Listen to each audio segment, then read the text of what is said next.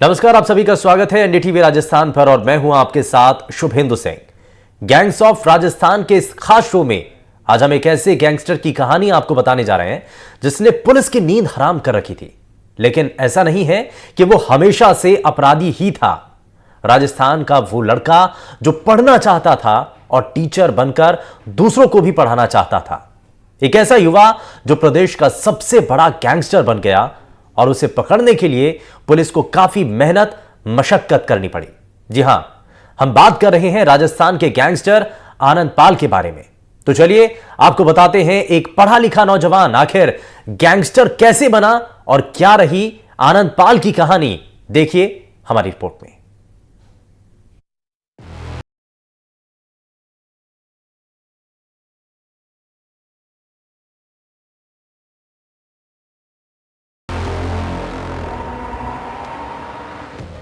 राजस्थान के छोटे गांव और कस्बों में आनंद परिवार नाम से रक्तदान शिविर चल रहे हैं। इस अभियान के पीछे एक दिलचस्प कहानी छिपी है और वो है गैंगस्टर आनंद पाल की।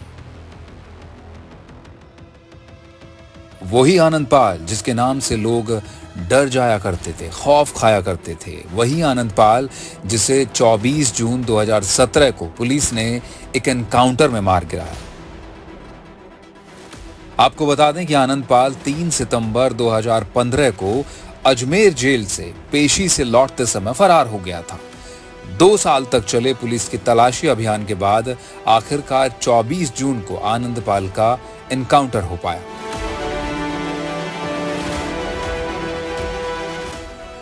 लेकिन आज भी आनंद पाल की याद लोगों को इस तरह के शिविर और कार्यक्रमों में खींच लाती है। आनंद के परिवार की जिम्मेदारी अब उनके भाई मंजीत पाल सिंह ने संभाल रखी है। मंजीत राजनीति में आने की मंशा रखता है।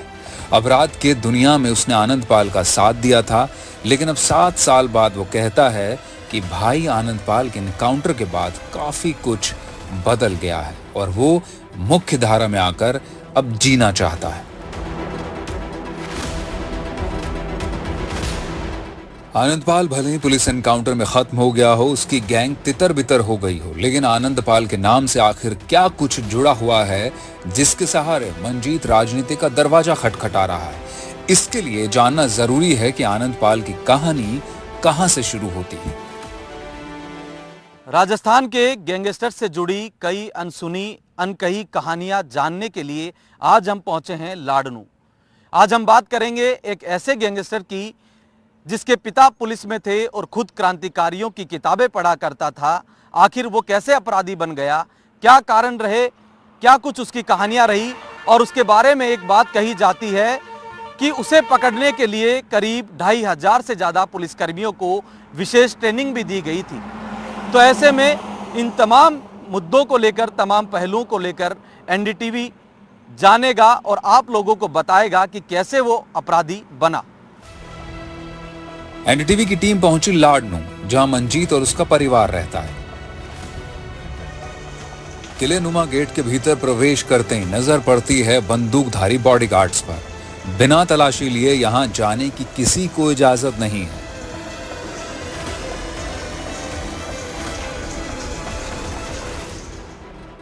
आनंद पाल और मंजीत का अपराध की दुनिया से नजदीक का नाता रहा है और इस वजह से दुश्मन भी बहुत सारे हैं। आनंद पाल गैंग और इस इलाके में जो वर्चस्व की लड़ाई है, उस कहानी को मंजीत ने हमारे साथ साझा किया, क्योंकि ये कहानी मंजीत ने काफी करीबी से देखी है। भाई साहब कॉलेज में थे, तो कॉलेज में आने के बाद में भाई साहब कम्युनिस्ट जो अमराराम जी हैं उनके संपर्क में आए और उनकी विचारधारा उनको अच्छी लगी, जो कम्युनिस्ट विचारधारा है।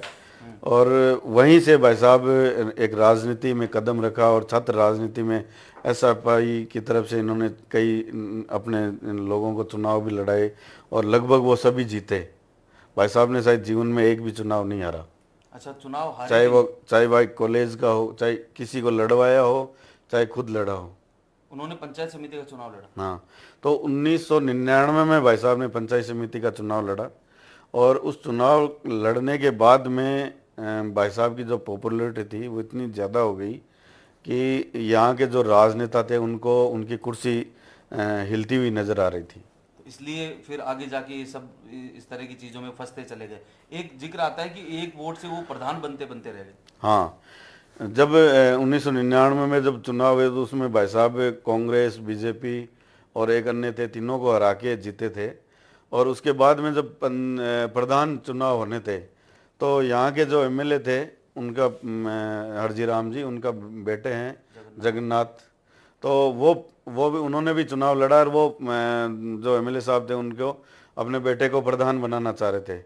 और बीजेपी के पास में इतने कैंडिडेट नहीं थे कि भाई अपना प्रधान बना सके, तो बीजेपी ने समर्थन दिया भाई साहब को और प्रधान चुनाव लड़ाया। और उस प्रधान में भाई साहब एक वोट से हार गए।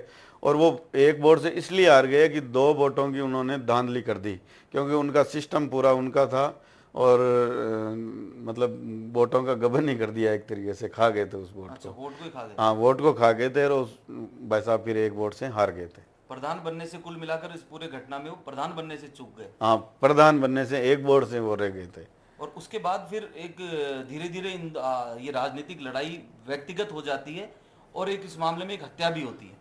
हाँ, तो उसके बाद में जब भाई साहब की मतलब इतनी पॉपुलैरिटी हो गई थी कि लोगों को ऐसे एक आशा हो गई थी कि भाई इन लोगों के आज तक अब दमनकारी जो नीति है इनकी, और इनसे लड़ने वाला एक युवा हमारे साथ है, तो लोगों ने भाई साहब का मतलब बहुत बढ़िया तरीके से आप देखना 1999 में जब भाई साहब ने चुनाव लड़ा था उसके बाद में कितने स्वागत हुए कई अखबारों में या पुरानी फोटो में अभी भी हमारे पास। उम्र थी आनंदपाल जी की? लगभग 25 से 26 अच्छा, 25 साल का युवा इतने बड़े नेता को कहीं ना कहीं चुनौती दे रहा था, उसका डर स्थानीय नेताओं को होने। हाँ, एक युवा इतने बड़े नेता को चुनौती दे रहा था जो सरपंच से, वार्ड पंच से लेके एमएलए तक उनके परिवार के ही थे। सरपंच, वार्ड पंच, प्रधान सब कुछ उनके थे। तो उनको तो स्वाभाविक था कि उनकी तो राजनीतिक जो कुर्सी थी वो हिल रही थी और उनको साफ तरीके से नज़र आ रहा था कि भाई ये तो हमें खतरा पूरा का पूरा है, तो इसको कैसे गिराया जाए। तो उस षड्यंत्र में उन्होंने फिर हमारे ऊपर झूठे मुकदमे लगाए, चोरी, डकैती, लूट, मारपीट, पता नहीं किस किस चीज़ के। देखो एक षड्यंत्र, ये देखो आप, ये देखो कि डीडवाना कोर्ट में रेगुलर पेशी पड़ रही है। ये इन्होंने अपने राजनेता इतने प्रभाव का काम लिया कि डीडवाना कोर्ट में पेशी पड़ रही है और इन्होंने शिफ्ट किया बीकानेर, जबकि भाई साहब पहले भरतपुर थे और हम लोग चूरू थे और अन्य सिक्कर जेल में ऐसे अन्य थे। फिर हम लोगों को इन्होंने नागौर जेल में शिफ्ट किया सबको, और सबको फिर बीकानेर जेल शिफ्ट किया, जबकि बीकानेर जेल में शिफ्ट करने का कोई मतलब नहीं था, क्योंकि आप भी वहीं थे बीकानेर? हाँ, बीकानेर की दूरी और डीडवाना की दूरी बहुत ज़्यादा है, जबकि डीडवाना में कोर्ट में 20 कदम पे कोर्ट है डीडवाना जेल में, तो वहाँ भी ये लोग रख सकते थे, लेकिन इनको वहाँ पे हमला करवाना था। हम लोग ड्रामा हॉल में गए हुए थे और मैं और संजय पांडे वहाँ से वापस ड्रामा हॉल से वापस उसमें आ गए थे। लगभग 2, 2:30, 3 बजे किसी बात है, दोपहर में। और फिर वार्ड वहाँ पे लगभग सभी वार्ड बंद रहते हैं दिन में, तो उस समय फिर लगभग 3, 4, 1 बजे से ये भाई साहब और आए बाद में, तो सामने वो बेटा था जगदीश प्रसाद, उसके हाथ में वेपन था और उसने फायरिंग शुरू कर दी, सीधी आमने सामने। हाँ, आमने सामने फायरिंग शुरू कर दी। उस दौरान फिर इस दौरान बलवीर जी जब उसने फायरिंग शुरू की तो वो सामने आ गए। अच्छा। और बलवीर जी के दोस्त की जान बचाने के लिए? हाँ, वो भाई साहब की जान बचाने के लिए सामने आ गए और उनके सीधी हार्ट में गोली लगी और वो वहीं एक्सपायर हो गए थे। उसके बाद जगदीश प्रसाद की भी अंदर हत्या हो जाती? हाँ, उसके बाद में जब भाई साहब ने उसकी फायरिंग की, वो जब उसकी वो मतलब नज़दीक चले गए, जब भाई साहब दौड़ते हुए यूं उसके नज़दीक चले गए, मतलब जब उसने फायर किया उसे डरे नहीं? उसे हाँ, उसके सामने दोनों ही सामने भगे थे। अच्छा। दोनों ही उसके सामने भगे थे, लेकिन बलवीर जी भाई साहब के सामने आ गए तो वो भाई साहब के उसके बलवीर जी भाई साहब के सीधी गोली लगी और वो एक्सपायर हो गए। भाई साहब यूं भगते हुए तो भाई साहब के यहाँ गोली लगी थी और एक यहाँ लगी थी। अच्छा। नहीं, अंदर से निकल गई थी, यहाँ से कंधे से होती हाथ से निकल गई थी। तो वहाँ पे फिर भाई साहब ने उसको पकड़ लिया और पकड़ के सीधा गला दबा दिया उसका और फिर वहीं उसकी मार दिया। गला दबाकर जगदीश प्रसाद की गला और ईंट बाटा जो भी मिले उससे मार दिया। और भी लोग इनके साथ थे, उसमें कहते हैं कि सिर फोड़ दिया, पेट फाड़ दिया, इस तरह की खूनम खान वहाँ पूरा हो गया बदला एक तरीके, क्योंकि इन पर फायर हुआ। नहीं, वो तो भाई साहब इतने मतलब इतने फुर्तीले थे कि उनको किसी दूसरे की जरूरत ही नहीं थी। अकेले ने ही, हाँ, अकेले ही कर दिया उनको, हाँ, ईंट बाटों से इन्होंने कर दिया था। बदला वहीं की वहीं हाँ, बदला। वहीं का वहीं हो तो गया। वो कहते हैं उस मामले में राजू ठेठ का भी हाथ था। नहीं, राजू ठेठ का हाथ होता तो राजू ठेठ का नाम आता उसमें। उस मुकदमे में राजू ठेठ का कोई मुकदमे में नाम नहीं है। और उन नेताओं का नाम है जो बड़े बड़े नेता है, जो बड़े पदों पे बैठे हुए थे, उनका नाम आया था पेपर में। लेकिन उन्होंने प्रशासन उनका था, सिस्टम उनका था, तो उन्होंने अपने नाम ओपन नहीं होने दिए और वो कहानी जेल के अंदर ही घुमा कर वहीं ख़त्म कर दी। हकीकत बात यह है कि जब मालासर में भाई साहब को इन्होंने पूरे परिवार को कवर में कर लिया था और फिर भाई साहब को कॉपी में ऐसी कोई जो नशे की चीज़ है वो दी गई थी और उससे भाई साहब नशे की हालत में थे और विक्की भाई साहब से मतलब बुलवा के सामने करवा के सिरसा से पुलिस पकड़ के यहाँ ले आती। हाँ, सिरसा से पकड़ के मालासर ले आए और मालासर में जब भाई साहब को विक्की भाई साहब से आवाज़ दिलवाई कि भाई आप गोली मत चलाना और विद्या प्रकाश जी, भाई से आवाज़ दिलवाई कि आप नीचे आ जाओ। हाँ, विक्की भाई साहब को, बड़े भाई साहब आनंदपाल सिंह जी को आवाज़ लगवाई कि आप गोली मत चलाना या ऐसा काम मत करना, विद्या प्रकाश जी मेरे साथ है जो हमारे भाई हैं और आप इस तरीके से कोई कदम मत उठाना, तो आप सरेंडर कर दो। तो उन्होंने विक्की भाई साहब के सामने सरेंडर कर दिया और उस समय ये सरेंडर करने के बाद में इन्होंने मारपीट शुरू कर दी और फिर एक फ़ोन आता है अच्छा, इनके बड़े नेताओं का और उसके बाद में उस गोली से उनकी हत्या कर दी जाती है। पहली गोली किसने चलाई, कैसे ही गोली की पूरी कहानी बन जाती है? पहली गोली विद्या प्रकाश ने चलाई और फिर ये सभी पूरी टीम। हाँ, 2015 में फिर ये 3 सितंबर को जेल से भागते हैं, फरार हो जाते हैं। वो क्या मामला था? उस समय आप भी कहाँ थे? उस समय हाई सिक्योरिटी जेल में था और ये जब पैसी पे गए थे तो पैसी के दौरान ये लोग फरार हो गए थे वहाँ से। पूरी तैयारी थी इसको लेकर, मतलब इनको पता था कि आज अपने भागना है? भाई पहले से अंदर ऐसी कोई बात नहीं थी कि भाई इनकी कोई तैयारी हो या ऐसी कोई, अगर ऐसी कोई लीक होती या हम लोगों को जैसे पता होता तो वो तो स्वाभाविक लीक हो जाती और पता होता तो पुलिस को ये पूरी घटनाक्रम हमसे पहले ही पूछ लेते। ये सब चीज़ें होती ही नहीं। इनको लेने वहाँ पर्वतसर में जब ये निकल के भागे तो रुपेंद्र पाल और ये लोग इनको लेने पहुंचे और यहाँ से पुलिस की AK-47 लेके निकल गए। नहीं, ये लोग तो इन लोगों का तो नाम लिया गया, वो कौन थे वो तो उस समय भाई साहब ही बता सकते हैं कि भाई वो कौन कौन साथ में थे। रुपेंद्र पाल, हाँ, ये कोई नहीं थे, ये देवेंद्र, ये कोई नहीं थे। तो ये क्यों कहानी सामने आई फिर कि ये लोग इसे भगा के ले गए? भाई किसी को तो मुलजिम बनाए, क्या करे। अच्छा, पुलिस का इस कहानी का आप पटाक्षेप कर रहे हैं कि पुलिस की मनगढ़ंत कहानी है? भाई मनगढ़ंत से जो लेके जाने वाले थे वो तो भाई साहब को पता था कि कौन लेके जा रहे हैं। बाकी विक्की भाई साहब है, गट्टू है, मोंटी सिंह है, इनका तो सिर्फ नाम लिया कि भाई ऑप्शन क्या है कि किसी को तो डालो अंदर। अच्छा, तो ये चीज जैसे बीकानेर जेल में जब मर्डर हुआ था तो हम लोग के अंदर बंद थे और भाई साहब ने उसको जेपी को मारा, उसके बावजूद हम लोग के अंदर होते हुए भी हमें नामजद नहीं थे, जबकि घटना प्रशासन के सामने होती है, प्रशासन ही करवाने वाला है।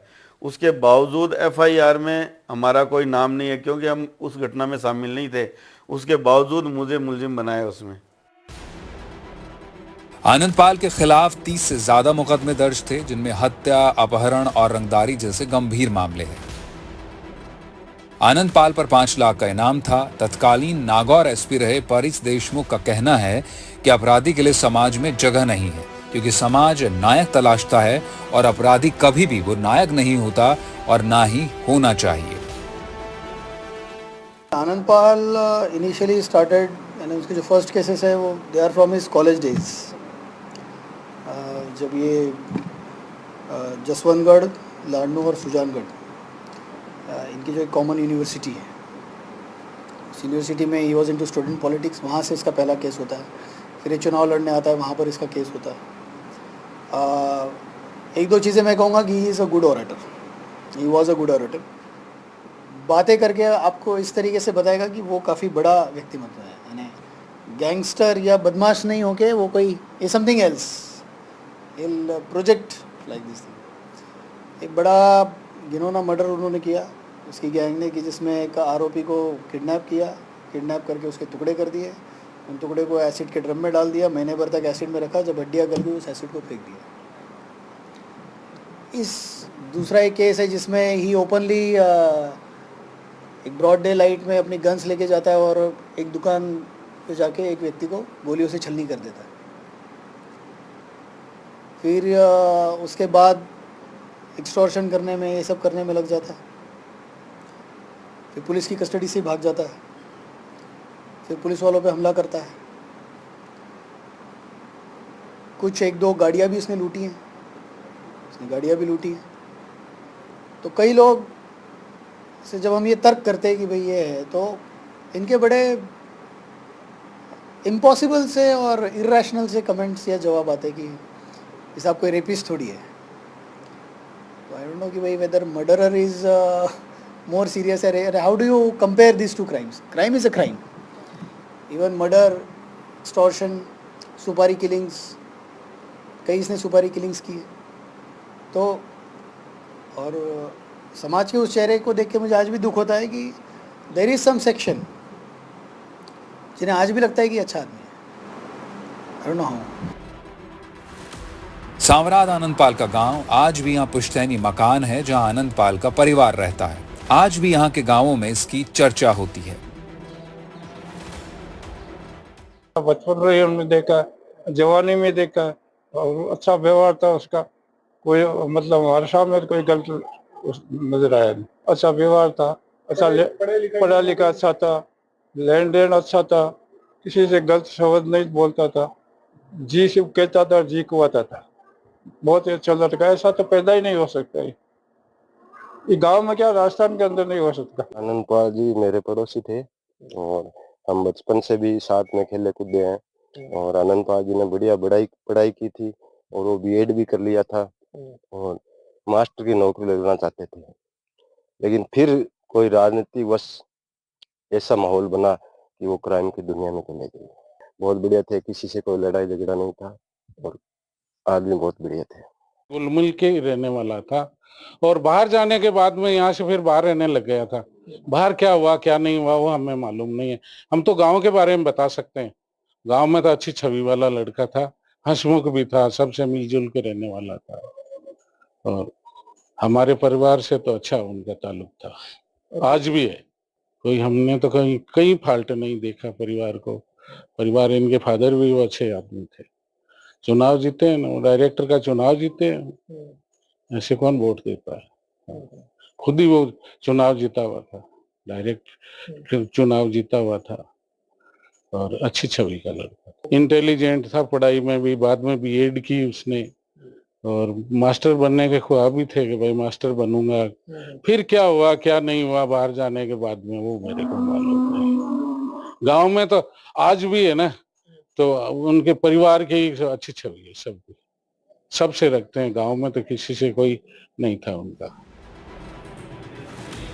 आनंदपाल के एनकाउंटर में शामिल थे सूर्यवीर सिंह राठौड़ और सूर्यवीर का कहना है कि 2 साल से राजस्थान पुलिस आनंदपाल को ढूंढ रही थी और फिर चूरू जिले के मालासर गांव में उसके छिपे होने की सूचना मिली। आनंदपाल श्रवण सिंह के मकान में छिपा था। 24 जून की रात के 10 बजे जब पूरा गांव नींद के आगोश में था तब पुलिस ने अपनी कार्रवाई शुरू की। पाल पे राज्य सरकार द्वारा 5 लाख रुपए का इनाम घोषित किया गया था। वो 2015 में पुलिस अभिरक्षा से अपने 2 साथियों के साथ फरार हुआ था। तो एसओजी में तत्कालीन आईजीपी साहब श्रीमान दिनेश आनंद साहब, उनके नेतृत्व में इसको तलाश करने के लिए एक टीम लगी हुई थी। उस टीम के द्वारा सर्च करने पर पता चला कि आनंदपाल का और उसके जो साथियों का मूवमेंट है वो हरियाणा की तरफ है। तो 19 जून 2017 को हमने इसके एक एसोसिएट था, सुरेंद्र करके एक नाम का आदमी था, उसको राउंड अप किया और उसको राउंड अप करने के बाद पता चला कि आनंद पाल और उसके जो दोनों भाई हैं, रुपिंदर पाल और गट्टू, ये उसके घर पे फ्रिक्वेंटली आते जाते रहते थे। तो 21 जून 2017 को हमारी एक टीम, जिसमें मैं और विद्या प्रकाश जी DYSP और 3 कमांडो, एक हरियाणा पुलिस का एक जवान भी था, तो हम सुरेंद्र के मकान में वहीं शिफ्ट हो गए और हमने कोशिश की कि उनको यहाँ पे आने पर दबोच लिया जाए। 24 जून को आनंद पाल के जो ब्रदर है रुपेंद्र पाल और गट्टू, दोनों वहाँ पहुँचे। हम लोगों ने उन दोनों को राउंड अप किया। पूछताछ में ज्ञात आया कि आनंद पाल मालासर में एक श्रवण सिंह राठौड़ है, उसके मकान में छिपा हुआ है। उसके बाद हम लोग इन दोनों आरोपियों को लेकर रवाना हुए। दिनेश MN साहब के नेतृत्व में और उनके निर्देशन में SP साहब राहुल वारेट, जो तत्कालीन SP चुरू थे, वो अपनी टीम के साथ पहुंचे। करण शर्मा जी जयपुर से टीम लेके पहुंचे। उस श्रवण सिंह के मकान की, जो कि बीकानेर हाईवे पर स्थित था, उसकी घेराबंदी की गई। घेराबंदी करने के बाद करीब 50 मिनट तक पुलिस और आनंद पाल के बीच में मुठभेड़ चली। उस मुठभेड़ में एक्सचेंज ऑफ फायर में आनंद पाल मारा गया। उसमें मुख्य रूप से हमारा जो एक कमांडो था सोहन सिंह, वो गंभीर रूप से घायल हुआ और उसी मामले में मेरे भी चोटें आई और मेरा दाहिने हाथ में फ्रैक्चर हुआ था। 2 अन्य जवान भी चोटिल हुए थे इस पूरे एनकाउंटर में। आनंद पाल के एनकाउंटर के बाद नागौर में बड़ा आंदोलन हुआ। पुलिस की जीपें जलाई गईं, पूरे इलाके को छावनी में तब्दील करना पड़ा। अब उस घटना के 7 साल बाद आनंद पाल का गैंग पूरी तरह से खत्म सा हो चुका है और उसका भाई मंजीत पाल अब अपनी नई पहचान की तलाश में है। कालवी साहब और सुखदेव सिंह जी गोगामेडी, महिपाल जी और बहुत सारे सामाजिक संगठन थे, वो सभी एक जाजम पे आके इस इनकाउंटर का, फर्जी इनकाउंटर का विरोध किया और CBI जांच की मांग करी। और CBI जांच जो होनी चाहिए थी इनकाउंटर की, वो तो नहीं हुई। उल्टा जो न्याय मांगने वाले थे उनके खिलाफ ही CBI जांच करके उनको मुलजिम बना दिया। आनंद पाल का भाई मंजीत सबसे छोटा है परिवार में और उसका एक और भाई रुपिंदर पाल अभी जेल में है। रह गई बात मंजीत पाल की, तो वो ज्यादातर मुकदमों से बरी है। बिल्कुल खतरा है, क्योंकि हम लोग भाई साहब के इनकाउंटर की जो पैरवी कर रहे हैं, वो केस की, वो जो कोर्ट में चल रहा है उसकी पैरवी कर रहे हैं। तो कहीं ना कहीं जो नेता है और जो उस इनकाउंटर में शामिल थे, वो इनको कहीं ना कहीं आज भी लगता है कि भाई हम ये लोग पैरवी करेंगे तो हमें स्वाभाविक है कि हमें जेल के अंदर जाना पड़ेगा, क्योंकि वो तो कोर्ट में तो दूध का दूध और पानी का पानी होना है और स्वाभाविक रूप से इनको जेल में जाना ही पड़ेगा। तो ये चाहते हैं कि भाई मेरे पे हमला करवा के कैसे भी करके इस मुकदमे को रोका जाए।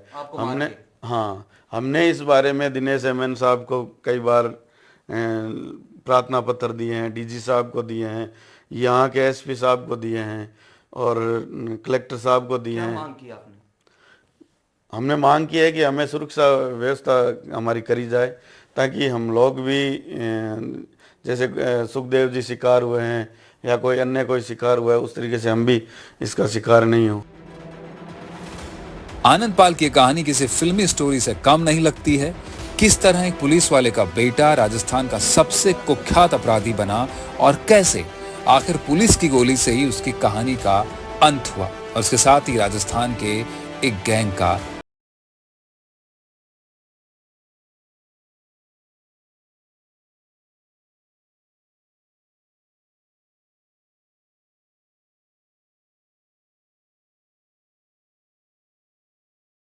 देखा कैसे एक करीबी ही आपकी जान का दुश्मन बन सकता है। पुलिस को जब सबसे पहले पता लगा कि आनंद पाल के भाई रुपेंद्र पाल और देवेंद्र उर्फ गट्टू सिरसा में छिपे हैं, तो उन्हें पकड़ने राजस्थान पुलिस सिरसा पहुंच जाती है और वहीं से पुलिस के हाथ एक बड़ी सफलता मिलती है। और सफलता ये मिलती है कि पुलिस को पता लग जाता है कि आनंद पाल सिंह कहां छिपा है। पुलिस पूछताछ में देवेंद्र सिंह उर्फ गट्टू टूट जाता है और बता देता है कि चूरू जिले के मालासर गांव में आनंद पाल सिंह छुपा है और पुलिस को इसी मौके का इंतजार था। इसके बाद पुलिस घेराबंदी शुरू करती है और ये बात है 24 जून 2017 की। अमावस की उस काली रात को पुलिस उस पूरे घर को और उसके आसपास के इलाके को घेर लेती है और निशाने पर होता है श्रवण सिंह का मकान, जहां पर आनंदपाल सिंह छुपा होता है अपने 2 साथियों के साथ। पुलिस के निशाने पर वो घर होता है और ऊपर के कमरे में आनंदपाल और उसके 2 साथी AK-47 के साथ मौजूद होते हैं। पुलिस के अनुसार आनंदपाल सिंह को आत्मसमर्पण के लिए कहा जाता है, लेकिन आनंदपाल आत्मसमर्पण नहीं करता और उसी के चलते पुलिस और आनंदपाल के बीच फायरिंग शुरू हो जाती है और करीब 100 से अधिक राउंड फायर किए जाते हैं, जिसमें आनंदपाल सिंह को 6 गोलियां लग जाती है और उसके बाद शुरू होता है एक बड़ा आंदोलन। आनंदपाल सिंह का देह करीब 3 हफ्तों तक डीप फ्रिज में रखा जाता है और उसको लेकर उसके गांव सांवराद में एक बड़ा आंदोलन खड़ा हो जाता है और उस आंदोलन की बदौलत आगे जाकर तत्कालीन प्रदेश की सरकार को भी बड़ा नुकसान उठाना पड़ता है। एक जाति पूरी तरीके से इस घटना के बाद सरकार के विरोध में आ जाती है, जिसका खामियाजा उन्हें 2018 के विधानसभा चुनाव में भी भुगतना पड़ता है। हालांकि आनंदपाल को लेकर अलग अलग चर्चाएं रहती है, अलग अलग समय पर उसके समर्थक उसे रॉबिन हुड मानते हैं तो विरोधी उसे राजस्थान का सबसे बड़ा गैंगस्टर भी कहते हैं। बहरहाल पूरी कहानी आपने देखी, कैसे आनंदपाल सिंह बनता है, एक पुलिस वाले का बेटा कैसे गैंगस्टर बन जाता है और उसे पकड़ने के लिए पुलिस को विशेष ट्रेनिंग भी दी जाती है और आखिर इस आतंकवाद के अध्याय का 24 जून 2017 को अंत हो जाता है। मुबारक खान, NDTV, जयपुर।